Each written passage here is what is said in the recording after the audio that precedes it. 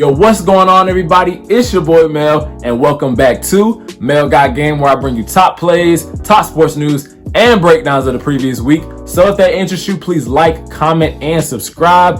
And without further ado, let's go ahead and get into it. So by now you guys know that I'm a diehard Falcons fan, and I do not hide the fact that I will defend them to the moon and back. So obviously with that comes with many opinions that I may have on the Atlanta Falcons. And since it was Michael Vick's birthday a few days ago, I thought it would be a good idea to come on here and talk about what the Atlanta Falcons would have been like had Michael Vick stayed on the team. Now, everybody knows the story of the best mobile quarterback to ever touch a football field. Drafted out of Virginia Tech to the Atlanta Falcons in 2001, Vick would go on to shock the NFL and its fans throughout his career and leave defenses guessing just how in the world could they stop him. Combining his mobility and speed with his absolute cannon of an arm, he can be regarded as the best versatile quarterback to ever play in the NFL. And when Vick was found guilty for his involvement in a dogfighting ring in 2007, it was a brutal loss to the game of football, the Atlanta Falcons,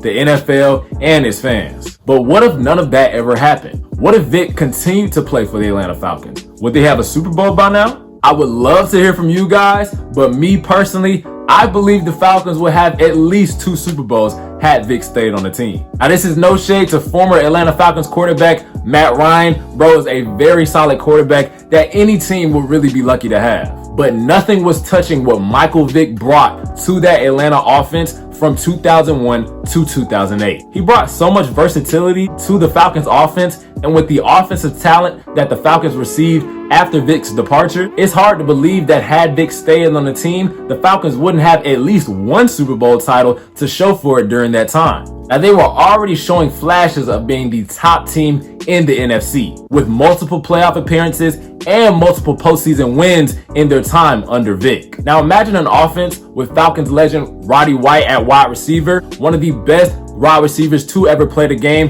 in Julio Jones, the greatest tight end to ever play the game, Tony Gonzalez, power running back Michael Turner, and later elusive running back Devontae Freeman. With this type of offensive talent, it's really hard to imagine this team not winning at least 1 Super Bowl during their time together. And as an Atlanta Falcons fan growing up, Michael Vick is one of the major factors that contributed to me falling in love with the game of football. And even though I didn't play quarterback, I still wanted to be the Michael Vick of my position. I wanted to run like him, juke like him, and just overall play like him. I mean, when you look back on it, Michael Vick was really the catalyst for the evolution of the mobile quarterback in the NFL. He was and still is the bridge between the pocket passer quarterback and the mobile quarterback in the NFL, as he came into the league at a time where 90% of teams still use the pocket passer quarterback to run their offense. Before Vick, we saw a few rushing quarterbacks here and there, such as Randall Cunningham, Steve McNair,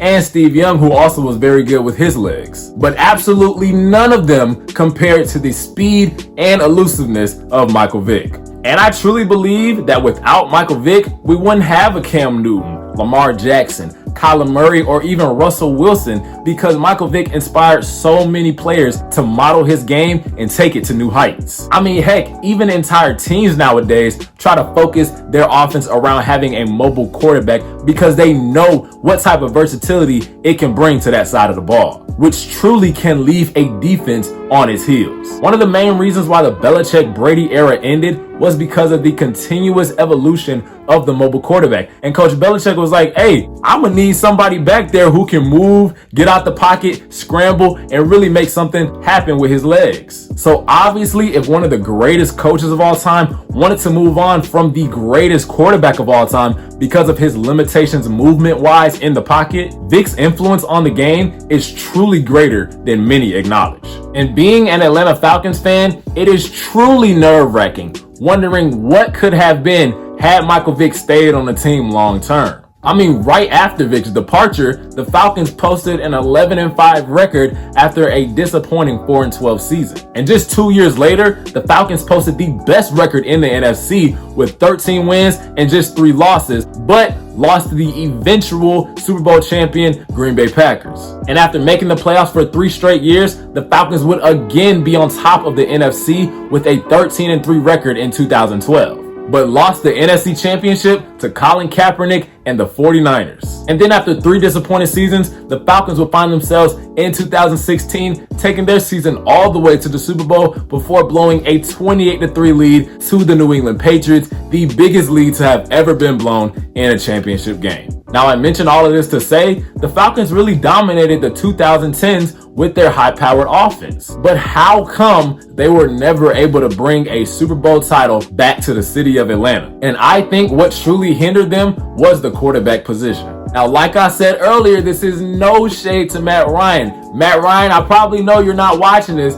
but I love you, okay? And I appreciate everything that you've done for us. But man, when I look back on it, I just feel like there were so many games that we could not win because of our limitations at the quarterback position. Replacing Ryan with Vick during our seasons in the past decade, I truly feel like we would have won a lot more games and a Super Bowl because of the flexibility we would have had for our offense. And especially with how complete of a quarterback Michael Vick became in his comeback effort with the Eagles. Now, here is how I see the last decade playing out for the Falcons if Vick was on the team. In 2010, I think we do still lose to the Packers after being the first seed. But after this humbling experience, I think in 2012, we then beat the 49ers in the NFC Championship and go on to beat the Ravens in the Super Bowl in a tight game. And after a few seasons of losing in the first and second round, we finally get back to the Super Bowl in 2016, and we actually beat the Patriots and prevent Brady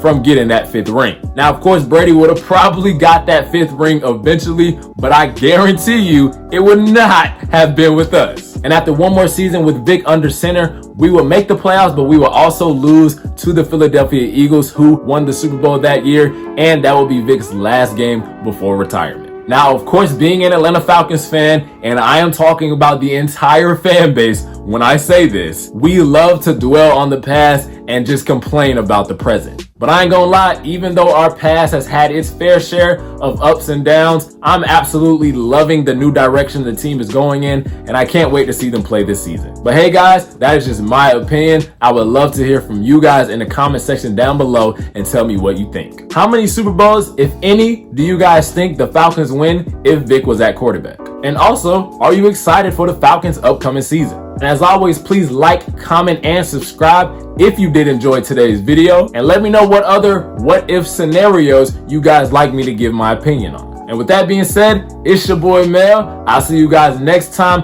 on Mel Got Game, and I'm out. Peace.